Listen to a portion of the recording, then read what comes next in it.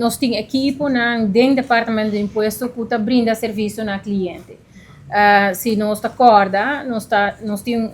não somente recepção, mas também front office que nós chama hoje em dia tax service center, caminho que nós contribuintes não por chama, nós acaba de completar se a comunidade por corda training, opleiding para nós empregados no público, funcionários no público, caminho está equipado de grande arsenal de impostos e está dominar a matéria para por dar guia contribuinte que tem pergunta. Imaginamos contribuinte que mira restituição, e começa a dizer que DIMP está a placa, ou portanto a restituição está pago com ela hasi sem referência, que está apresentada como restituição de nosso portal, mas é pago que não é alocado. Se tem pergunta sobre o que é WAC, é por tomar contato conosco via nos linha de telefone, que nós temos 7 e nós lo que expandir na 9 funcionários no público, que lo por dar serviço no cliente, caminho que o cliente se tem pergunta e ser tipo de sostém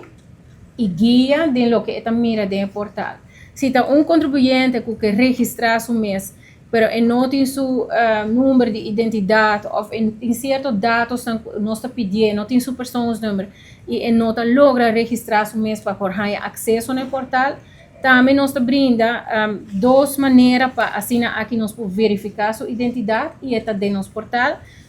Lota via Zoom, também de contribuinte, também se você me quer estar em contato com o funcionário público de uma forma digital, também me verificar minha identidade e lo guiar-me para me ter acesso ao portal, ou eu posso ter afspraak em persona, caminho com nós dele em persona e dar o guia necessário para registrar. Eta traga mais coisas, afspraken systeem, eta traga mais coisas que ora nós a parte plaatje número nós está consciente, o tempo é que tem 90.000 plaatjes, quase 80.000 para 90.000 plaatjes que nós será parte de período de ano, e nós está consciente que o entrante e nós está começar a onboarding de cada contribuinte individual e nós lo hasi saque de uma forma estruturada. Maneira que nossa comunidade está acostumada com o Departamento de Imposto, nós gosta de trabalhar com uma estrutura. Nós não gosta de encostar,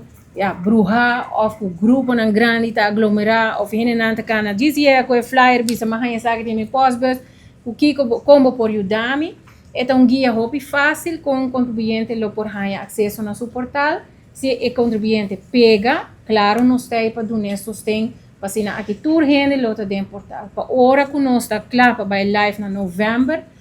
que nós tem maioria de contribuintes não registrar e o contribuinte não portem acesso ao seguinte serviço digital, que lota